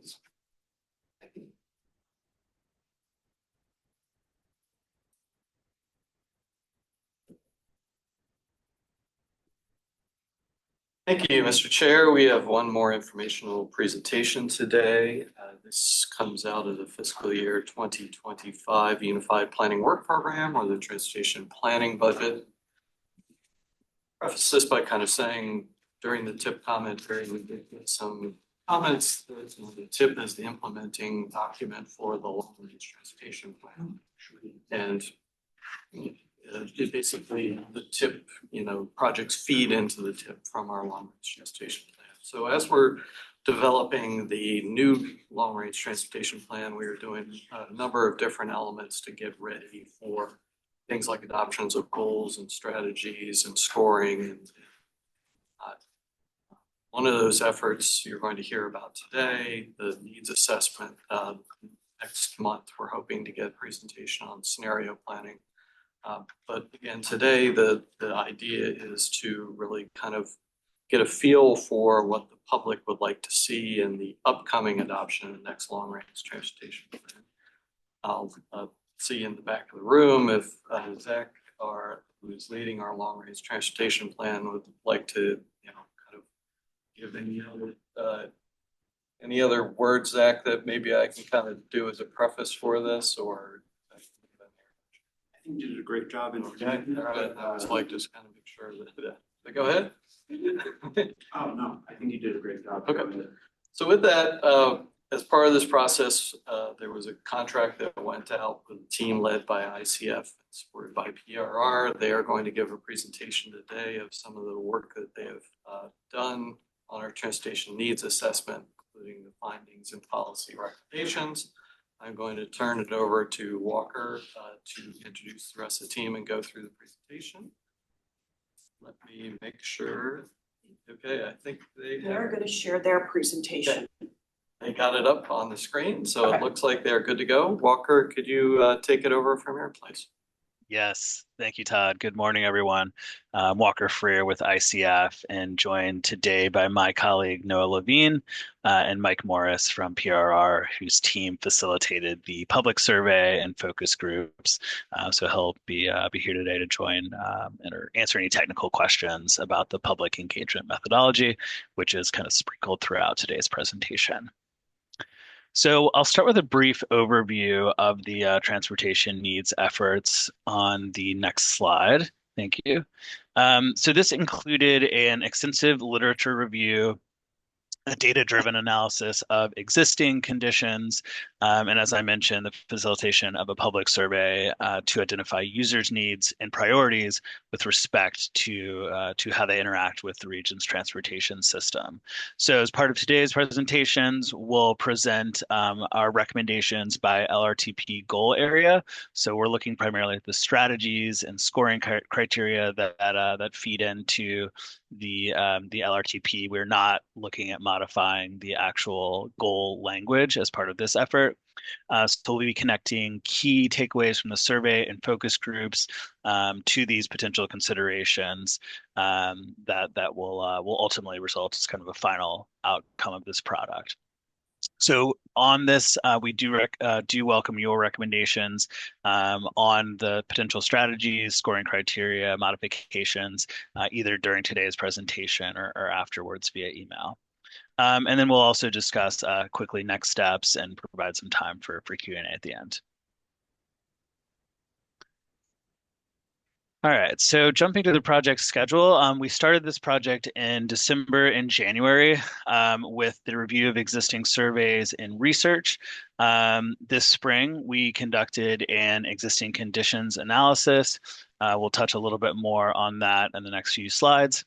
And then in May and April, we administered the public survey, and this was an online region-wide survey that was followed by 4 virtual focus groups, which really did a deeper dive into the needs and priorities that was expressed from the top line survey findings. So we are currently, once we finalize this presentation, we're hoping to finalize the recommendations based on these results, and that will feed into a full report that synthesizes all 4 components of this project. So as I previously mentioned, we reviewed more than 30 documents published by state, regional, local, and other entities in the Baltimore region that relate to the needs and priorities of transportation systems in the 7 to 9 LRTP goal areas. So at the state level, looking at several MDOT studies, including the 2023 Maryland Commuter Survey. At the regional level, this included a comprehensive review of past BMC, BRTB studies, including 2 that were conducted in 2024. And at the local level, this included a community health assessments and some studies that were produced by Johns Hopkins and George Mason universities. And this process helped us kind of identify where some of the previous research had indicated there were transportation issues, challenges, things that were kind of recommended to address to improve both overall access, connectivity, and quality of life, and served as kind of a foundational element for the existing conditions. And so the existing conditions product is an interactive story map that has been publicly released This really illustrates the region's existing transportation services and the condition of those services, highlights demographic and economic indicators, and also analyzes access by driving in public transit. So we will share the link to the story map in the meeting chat at some point during today's meeting. But again, it's a wonderful compository of information. I will note that the primary audience for this is the general public. So while there is going to be information in here that's going to be really helpful for practitioners, we tried to make the content a little bit more digestible and accessible to relate to people that use the everyday transportation network, but may not have a deeper understanding or interest in some of the other information and data that we looked at. Next slide. So the public survey that we conducted was online in March and April. We did, in our marketing and promotional efforts, have a very strong emphasis on gathering respondents from lower opportunity areas. We received about 859 responses from across the region, with the highest number of responses from Baltimore City. And then there were 4 focus groups that we conducted in May with respondents to the survey that indicated they'd be interested in participating in focus groups. And these were designed to gather kind of anecdotal perceptions on the functionality of the transportation system, key needs, and priorities. And I will jump to the next slide on survey findings. And so we've really integrated findings from the survey throughout today's presentation. We've tried to classify them where they relate to specific goal areas. So it's kind of sprinkled throughout, but I did want to quickly highlight 2 top line findings. One of which is that more than half of respondents indicated that the region's transportation system either somewhat well or very well meets their needs, which was very, I thought, encouraging. And then second, we asked respondents to rate the most important transportation characteristics.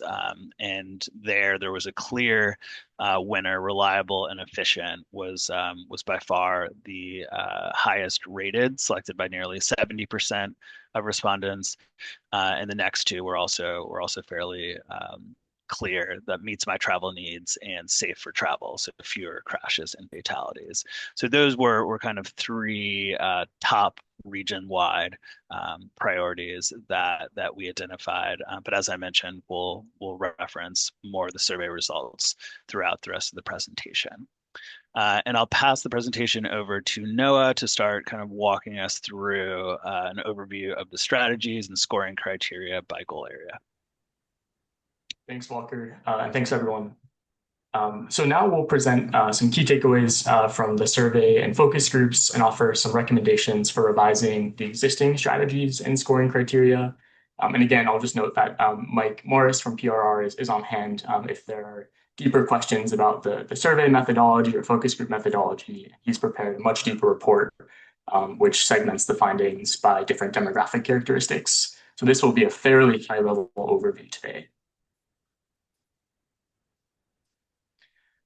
So as Walker mentioned before, we've used the goal areas from the LRTP as the organizing principle for this presentation and our forthcoming final report. For each goal area, we have 1 slide with its respective strategies and scoring criteria, which we'll display for reference, but probably not spend too much time on. And then a slide with some key takeaways from the engagement, and then some policy recommendations for the BRTB to consider. While we're not formally proposing revision to the existing LRTP performance measures as part of this effort, the BRTB may consider expanding this set to reflect additional scoring criteria that we've identified through this process. Of course, we understand that any new measures would have to be approved by the BRTB as part of the LRTP update process. So in terms of the scoring framework, or the existing scoring framework for LRTP project prioritization, it consists of a policy score on the left of up to 40 points, which consists of project priority and then demonstrated financial support. And then a technical score of up to 55 points for transit projects and 50 points for roadway projects. And this generally mirrors the structure of the goal areas with the notable exception of infrastructure condition, which is not considered as part of the technical scoring. So in terms of some high-level recommendations that apply across goal areas, a couple of things came out of our effort. The first here is that to adhere to best practices in project prioritization in the context of long-range transportation plans, it's important to assure that the goal areas are clearly differentiated from one another in terms of their language, but also their associated strategies. And this is important for improving the legibility of the process for both internal and external stakeholders, as well as to avoid inadvertently under or overweighting certain project aspects. The second thing here is to ensure that each strategy is both actionable by the BRTB or its member jurisdictions, as well as measurable, ideally with a dedicated scoring criterion. Third, to consider adding a third category potentially for active transportation projects in addition to roadway and transit projects. This would facilitate potentially differentiating the scoring criteria and the weighting by project type. Fourth here is considering the benefits and burdens to residents of lower opportunity areas across all goal areas, not just in the accessibility, safety, and environmental goal areas, which is where that aspect is currently being considered. The fifth here is to potentially expand the set of performance measures to reflect some of these revised scoring criteria that we'll discuss today, especially for the accessibility, security, and economic goal areas, which do not currently have any related performance measures. And finally, to consider potentially reweighting the technical scoring criteria, which are generally weighted in sort of a flat way, to align with the level of priority expressed in the survey responses, thinking back to that chart that Walker displayed earlier. So now we'll get into the goal areas here, the meat of our presentation. Again, I won't spend too much time on these slides just in the interest of time, but wanted to note sort of what the existing goal area entails, both in terms of the goal language, the strategies, and the existing scoring criteria. So then thinking about the survey results here, respondents' top concerns regarding accessibility generally pertained to active transportation facilities in terms of missing or ill-maintained sidewalks and bike lanes, followed by traffic congestion and concerns related to public transit. Zooming in on active transportation in the chart to the right, the top barriers to using active modes included distance, aggressive drivers, and missing links. Meanwhile, the top barriers to using public transit included lack of frequency, excessive trip duration, which I think has been a theme potentially through our presentations today, and also a lack of reliability. On this topic, focus group participants emphasized that transit trip durations need to be more competitive with other modes, namely driving or TNCs, for them to choose to take public transit in the first place. So based on this public engagement and our review generally of existing conditions, we recommend broadening BRTB's conception of accessibility. To actualize strategy C, which pertains to affordability, we recommend adding a dedicated scoring criterion for the affordability of transportation options, potentially leveraging a data source like HUD's Location Affordability Index or the Center for Neighborhood Transportation's or Neighborhood Technologies Affordability and Transportation Index. We also suggest potentially differentiating jobs by sector, education, and or earnings level to paint a more nuanced picture of access to jobs around the region, in addition to considering non-employment destinations like healthcare facilities, grocery stores, or educational institutions. And then to ensure that existing strategies are reflected in the technical scoring, we recommend adding criteria for ADA compliance, which is covered in strategy B, or lack thereof, that is, bicycle comfort under strategy D, potentially leveraging MDOT's level of traffic stress database, and transit speed, which is strategy I, in addition to frequency, reliability, and operating hours. So again, thinking about that concept of sort of mode competitiveness or transit competitiveness with other modes. Shifting gears here to increase mobility, again, just noting what the existing goal area entails with respect to strategies and scoring criteria. This one focuses on travel time reliability, mitigating congestion, improving incident response, etc. And the current scoring criterion here considers vehicle hours of delay for highway projects, as well as options, ridership, and connectivity for transit projects. So getting into the survey results here, predictability was a clear priority for respondents, like Walker mentioned, with reliable and efficient coming out at the top of the list, followed by meets my travel needs and safe for travel. Focus group participants, like this woman from Baltimore County at the top, drew explicit connections between congestion and reliability. They also saw congestion, driver behavior, and safety as deeply intertwined issues, like this woman from the city of Baltimore at the bottom right. So shifting into recommendations, to quantify strategy A, which calls for travel time reliability, we recommend adding this as a dedicated criterion in addition to vehicle hours of delay, potentially employing a metric like planning time or buffer time at the 95th percentile. In the multimodal spirit of strategy D, we recommend considering the extent to which the project facilitates transit ridership, not only by walking or driving, but also by biking or scootering.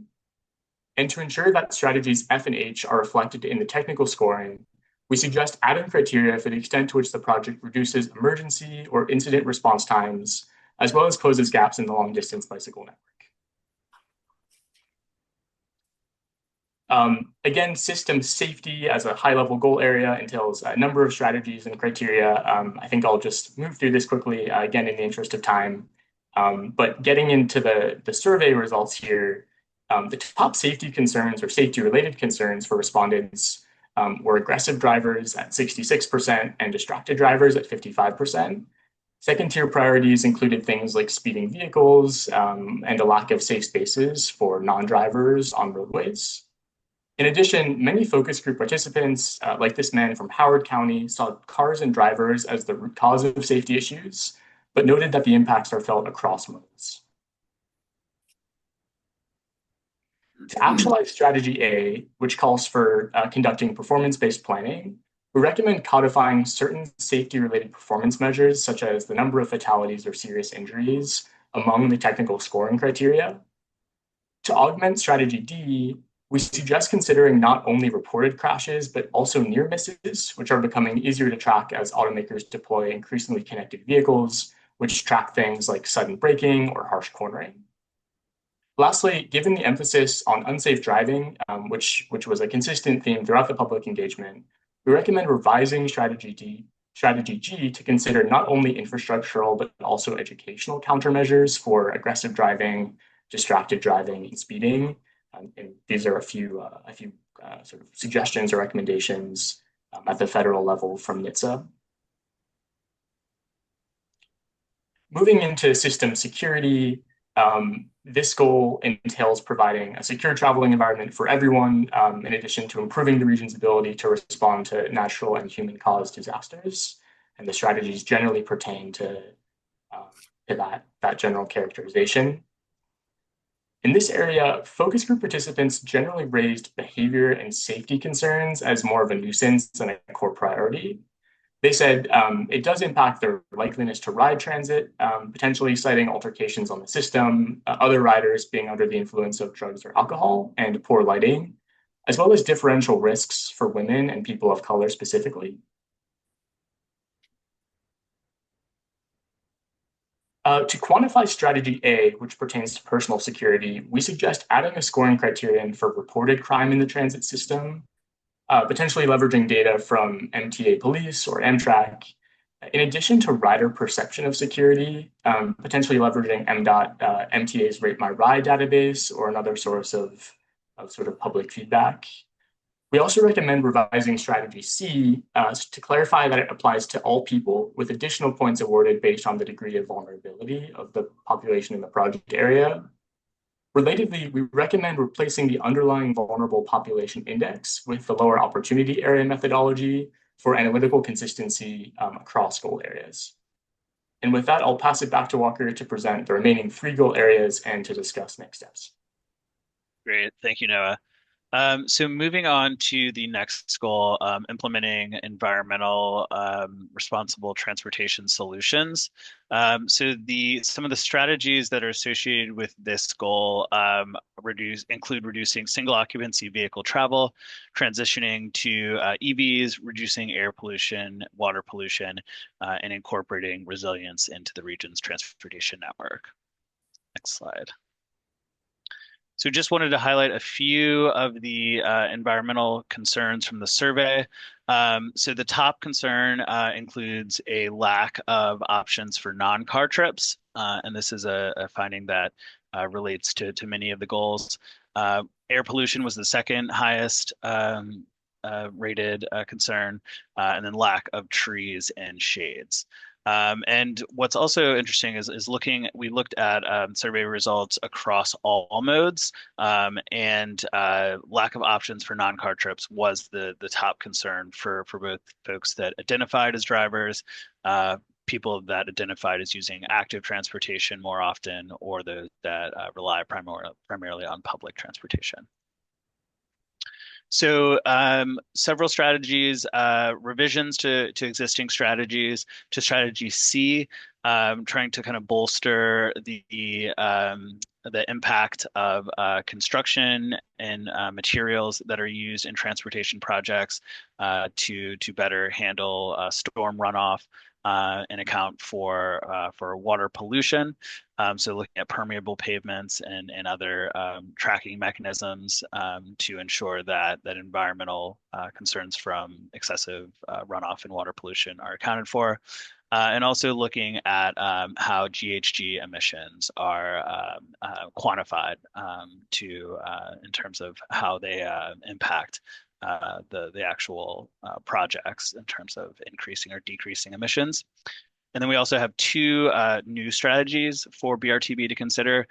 One is related to noise pollution, which would rely on the BTS National Transportation Noise Map in terms of reducing noise level impacts for residential areas, and then a second strategy to look at reduce the vulnerability to extreme weather.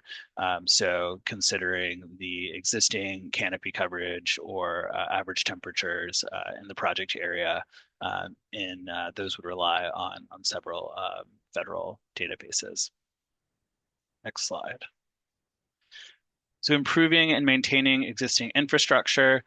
Strategies for this goal include employing performance-based planning, cost-effectiveness measures, and timely systematic maintenance of ITS, transit infrastructure, rolling stock, and active transportation facilities.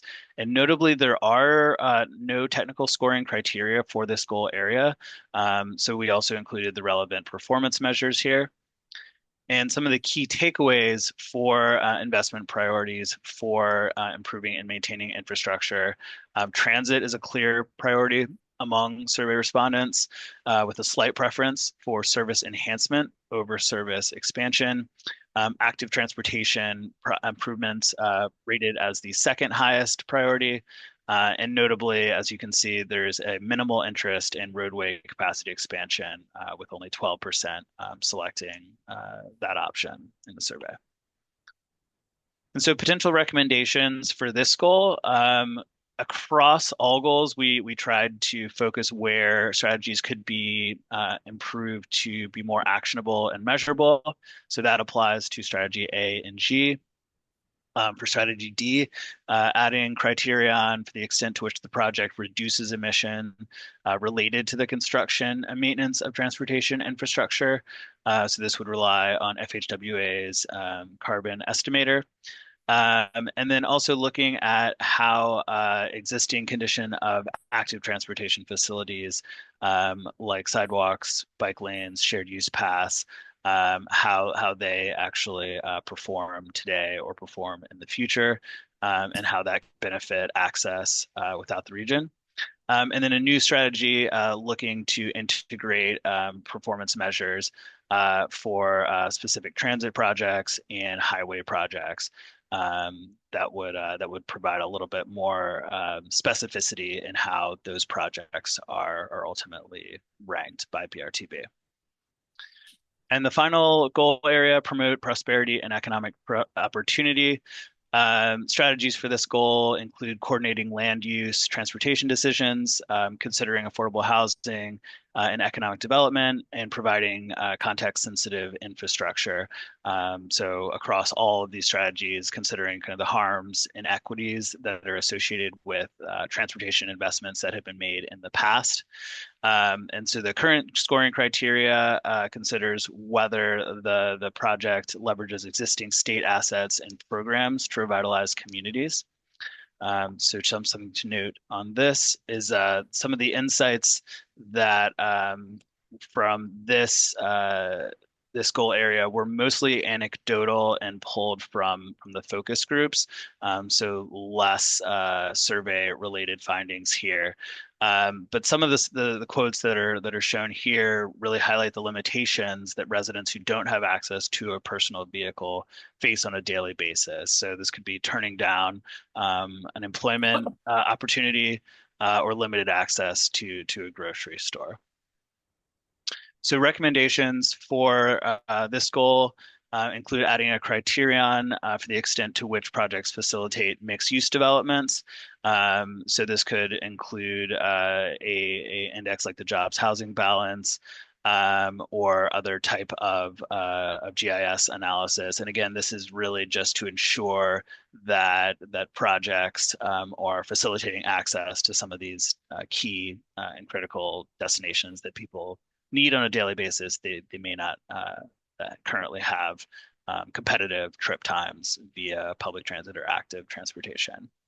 And also looking at adding criterion for affordable housing, economic development, reframing strategy E just to be a little bit more actionable and measurable with dedicated scoring criteria if possible. And then potentially revising strategy F to account for some of the methodology that BRTB uses for the lower opportunity, or sorry, the Baltimore Housing Partnership uses for the LOA methodology, low opportunity areas methodology.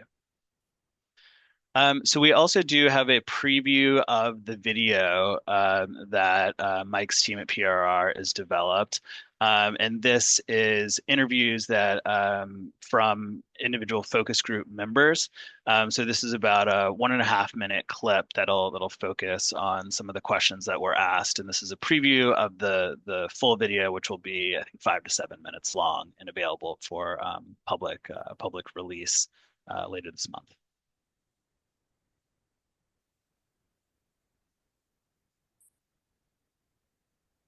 Say that overall, like, it works just fine. Since I'm mostly using like 1 or 2 modes, I can't speak for the totality of it, but you know, like, driving is the like dominant mode that I use. So, you know, that's working for me. I get where I need to in like a timely manner. And you know, that's good. Other piece I use the most, the light rail, also pretty reliable. And that works for me. I think it works well enough as someone that owns a car. You know, it's definitely made for cars. So it's, if you meet that threshold, it's very easy to get around. If you don't drive, if you choose something else, it definitely gets a lot harder to get places. I would say it works well enough for me because I have a car. If I did not have a car, that would be another matter.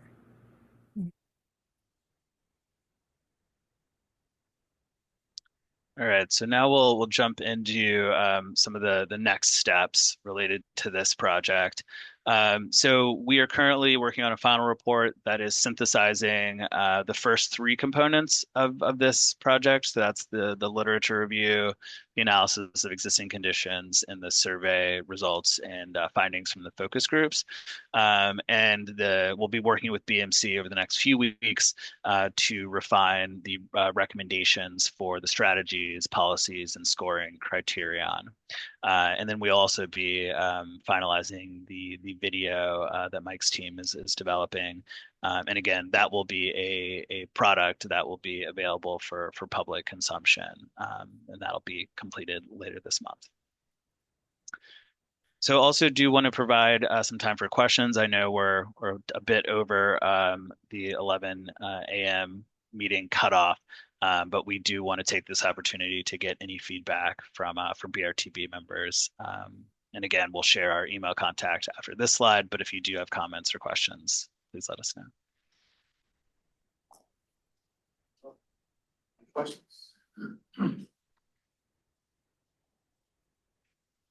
Yeah, we'd like to thank the ICF PRR team for the work they've done so far and are looking forward to finalizing the project. Thank you. Thank you. Great. Thanks, Todd. Thanks all. So, is there any other business, to come before the BRTB? Staff has no additional business. Just to remind everyone though that the next meeting is Tuesday, August 26th at 9 a.m. It will be a virtual meeting. Okay. I'll call for a vote to close the meeting. All in favor? Yay, say yay. Yeah. Yay. Thank you. Thank you very much, everyone.